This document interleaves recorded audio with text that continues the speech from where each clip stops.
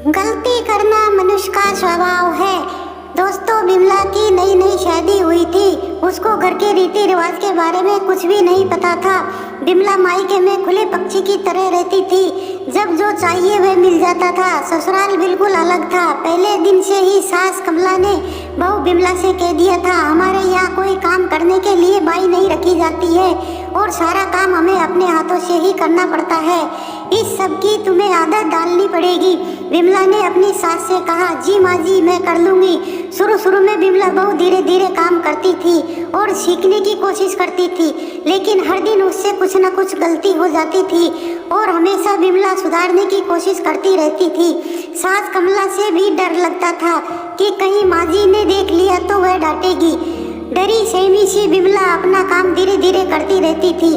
धीरे धीरे सारा काम कमला ने बिमला के ऊपर छोड़ दिया और कहती कि अभी मैं तुम्हारे साथ काम करती रहूंगी तो तुम सीखोगी कैसे। बिमला पढ़ी लिखी और समझदार थी, कभी बहस नहीं करती थी। सुबह से जो किचन में काम करना शुरू करती थी, रात कब हो जाती थी पता ही नहीं चलता था। उसे तो खाने पीने का भी ध्यान नहीं रहता था।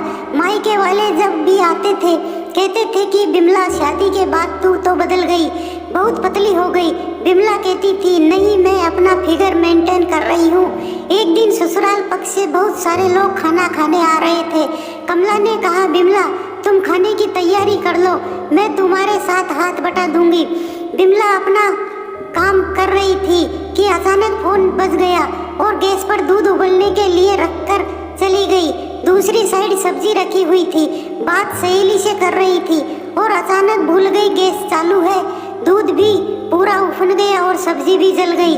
घर में बदबू भर गई। कमला किचन में आई और बहुत बड़बड़ करने लगी। आज ही मेहमान आने वाले हैं, महारानी फोन पर लगी हुई है, तूने पूरा सत्यानाश कर दिया है, सब्जी भी खराब कर दी है और दूध भी पूरा उफन गया। अब कौन दूध लेने जाएगा। बड़बड़ करने बाहर रमेश से भी बिमला की शिकायत करने लगी। कितने दिन हो गए शादी के, लेकिन अभी भी कुछ काम करने नहीं बनता है। इतने सारे मेहमान आ रहे हैं और सब्जी जला दी है और दूध भी उफन गया और शगुन होने की जगह अब शगुन हो रहा है। किचन में जब रमेश गया देखा तो बिमला की आंखों में आंसू थे और लगातार रो रही थी।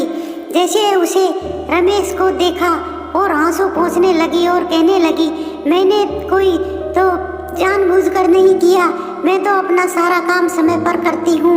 आज मेरे से पहली बार गलती हुई है और मैं इस गलती की क्षमा भी मम्मी से मांग रही हूँ, लेकिन मम्मी मुझे क्षमा नहीं कर रही है और अब मैं क्या करने लगूँ। मैं फिर से बनाने तैयार हूँ। अब प्लीज़ आप बाजार से जाकर दूध लेकर आ सकते हैं तो ले आइए, मैं खीर भी बना लेती हूँ। अभी बिमला की आंखों में रमेश को देखा नहीं गया और उसने बिमला से कहा कि तुम बिल्कुल टेंशन नहीं लो, मैं 10 मिनट में लेकर आता हूँ, तुम इतना टेंशन मत लो। मम्मी की थोड़ी सी आदत है, तुम जानती हो, लेकिन अभी ठीक हो जाएगी। और सुनो, गलती इंसान के जीवन का एक हिस्सा होती है, हम गलती करके ही सीखते हैं, इसलिए तुम बिल्कुल भी टेंशन मत लो। जो हुआ सो हुआ, अब आगे ऐसी गलती कभी नहीं करना। और रमेश ने बिमला को हंसा दिया। दोस्तों, बस यही कहना है कि छोटी छोटी गलतियों को माफ़ कर देना चाहिए। इंसान से गलतियां होती रहती है, गलतियां करने से ही इंसान सीखता है। मनुष्य मात्रम भूलने पात्रम। धन्यवाद दोस्तों। कहानी पसंद आई हो तो लाइक और सब्सक्राइब करना ना भूलें। इसे अपने दोस्तों के साथ ज़रूर से ज़रूर शेयर करें, वह उन्हें भी विचारों से अवगत कराए और उनके जीवन में परिवर्तन लेकर आए। बहुत बहुत धन्यवाद।